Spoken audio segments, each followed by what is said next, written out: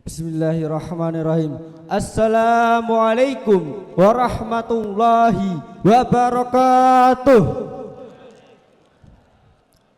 Hamdan wa syukran lillah al-azizil ghafur wa rahmah alladzi rafa'an nabiyil ummah ila maqami a'lad darajat wa amarahu sholatan yauman bil khamsi marat.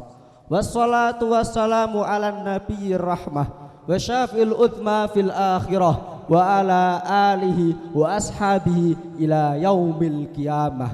Wa qawlahu ta'ala fil qur'anil karim bismillahirrahmanirrahim wa aqimus sholata wa atuz zakata warka'u ma'ar raki'in amma ba'du. Pada zaman sekarang yang semuanya serba ada dan serba tersedia, terutama di negeri tercinta, negeri Indonesia. Alam telah menyediakan segalanya, kecerdasan buatan mulai merajalela. Akan tetapi banyak sekali yang terlena dengan lupa kepada sang pemberi nikmat itu semua. Baik muda maupun tua, mereka semua sibuk mengejar harta, tahta, dan wanita.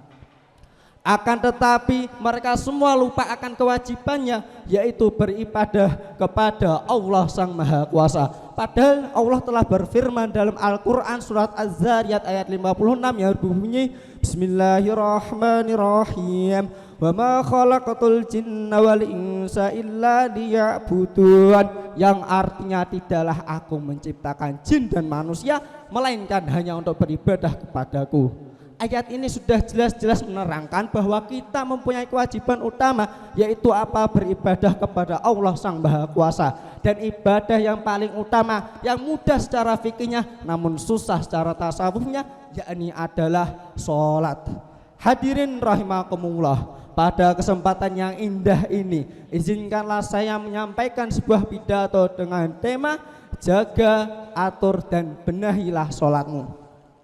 Memasuki poin yang pertama, yakni adalah jagalah sholatmu. Allah Subhanahu wa ta'ala telah berfirman dalam Al-Quran surat Al-Baqarah ayat 238 yang berbunyi Bismillahirrahmanirrahim Hafidhu ala sholawati wa sholatil wusta wa qumu lillahi qanitin, yang artinya jagalah semua sholat dan jagalah sholat wusta dan berdirilah dalam keadaan sholat dengan keadaan yang khusyuk. Kemudian pada ayat hafidhu ala sholawati ditafsiri dalam kitab tafsir Jalalain, yaitu dengan al-khamsi bi'adaiha fi awqatiha, yakni adalah sholat 5 kali sehari yang dilaksanakan pada waktu-waktu yang telah ditentukan. Maka jangan pernah tinggalkan sholat baik dimanapun, kapanpun, dan bagaimanapun. Karena apa? Karena Nabi telah bersabda, Inna awwala ma yuhasibu bihi al-abdu yaumal qiyamati min amalihi sholatuhu fa in saluhat faqad aflaha wa in jaha wa in fasadat faqad khaba wa khasira, yang artinya sesungguhnya amal pertama yang akan dihisab pada hari kiamat dari seorang hamba yaitu adalah sholatnya. Maka jikalau sholatnya bagus, maka dia sungguh telah beruntung dan berhasil. Dan jikalau sholatnya rusak, maka dia sungguh telah gagal dan rugi. Kemudian dengan kita juga menjaga sholat, kita pun juga menjaga identitas kita sebagai seorang muslim dan menjaga kekokohan agama Islam. Sebagaimana Nabi bersabda, as-sholatu imamuddin faman aqoma faqad aqamaddin wa man taraka faqad hadamaddin, yang artinya sholat itu adalah tiang agama, maka barang siapa yang mendirikan sholat maka dia telah mendirikan agamanya, dan barang siapa yang meninggalkan sholat maka dia telah menghancurkan agamanya. Maka hendaknya mulai sekarang jangan pernah tinggalkan sholat, jagalah sholatmu, maka insya Allah Allah akan menjaga imanmu. Poin yang kedua, aturlah sholatmu. Allah Subhanahu wa ta'ala telah berfirman dalam Al-Quran surat An-Nisa ayat 103 yang berbunyi Bismillahirrahmanirrahim Inna sholata kanat 'alal mu'minina kitaban mauquta, yang artinya sesungguhnya sholat itu adalah kewajiban yang telah ditentukan waktunya atas orang-orang yang beriman. Banyak sekali dari kita yang sering menunda-nunda sholat kita dengan berbagai macam alasan apapun, dan yang paling sering dijadikan alasan adalah karena waktunya yang masih panjang. Kemudian sering terus ditunda-tunda sampai melewati batas waktunya. Na'udzubillahi min dzalik. Padahal Nabi telah bersabda, afdalul a'mali as-sholatu fi awwali waktiha, yang artinya paling sempurnanya amal yaitu adalah sholat pada awal waktunya. Kemudian dalam kitab Irsyadul Ibad diterangkan dalam bab fi tahrimi ta'khiri sholati, dijelaskan bahwa di dalam neraka jahanam ada tempatnya bernama Al-Wail atau disebut juga lembah, yang seandainya seluruh gunung di dunia dimasukkan ke dalamnya maka akan binasa karena sangat panasnya. Maka itu adalah tempat untuk orang yang suka menunda-nunda sholatnya. Hidup kita adalah cerminan dari diri kita. Hidup kita adalah cerminan dari sholat kita. Maka jangan pernah menunda-nunda sholatmu, karena kita butuh Allah setiap saat. Barang dan siapa yang memperbaiki sholatnya, maka insya Allah Allah akan memperbaiki hidupnya. Kemudian poin yang ketiga, benahilah sholatmu.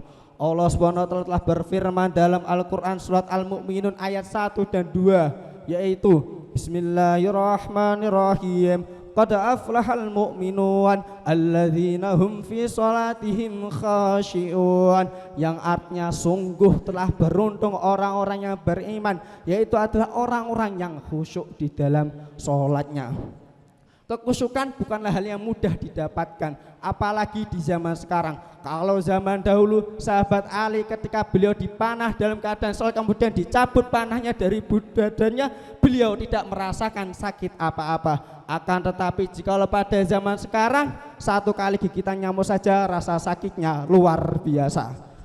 Ada salah seorang ulama terkemuka di zaman ini, yakni As-Sayyid Umar bin Muhammad bin Salim Al-Hafidh. Beliau pernah bertausiah tentang sholat yang isinya adalah sholat adalah penghubung antara hamba dengan penciptanya. Orang sholat tidak khusyuk seperti jasad tanpa ruh, dan kesempurnaan khusyuk dalam sholat adalah tidak memikirkan yang lain, melainkan hanya memikirkan Allah Zat yang Maha Rahim. Termasuk cara agar khusyuk dalam sholat yaitu adalah dengan menghadirkan hati di dalamnya, dan juga memahami makna-makna yang dibaca di dalamnya. Kiai Haji Abdurrahman Al-Kausar beliau pernah berkata, yang beliau nukil dari para ulama, yaitu apa? Hendaknya ketika sholat untuk tidak lalai, untuk lebih menikmati, yaitu pada 3 bacaan berikut nih. Yang pertama yaitu ketika inni wajjahtu wajhiya lilladzi fataras samawati wal ard, itu adalah merupakan bentuk kesopanan kita kepada Allah Ta'ala. Kemudian pada iyyaka na'budu wa iyyaka nasta'in, itu adalah wujud bahwa kita sangat yakin bahwa Allah itu Maha Esa, tidak ada selainnya. Kemudian pada assalamu alaika ayyuhan nabiyyu wa rahmatullahi wa barakatuh, itu adalah merupakan wujud kesopanan kita dalam menyapa sang baginda Nabi Agung, Nabi besar Nabi Muhammad sallallahu alaihi wasallam.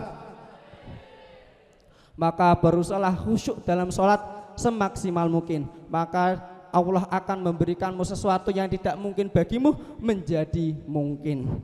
Hadirin rahimakumullah, kesimpulan yang dapat saya sampaikan adalah jagalah sholatmu dengan tidak pernah meninggalkannya, aturlah sholatmu dengan tidak pernah menunda-nundanya, dan benahilah sholatmu dengan menghadirkan hati di dalamnya dan memahami makna-makna yang terkandung di dalamnya.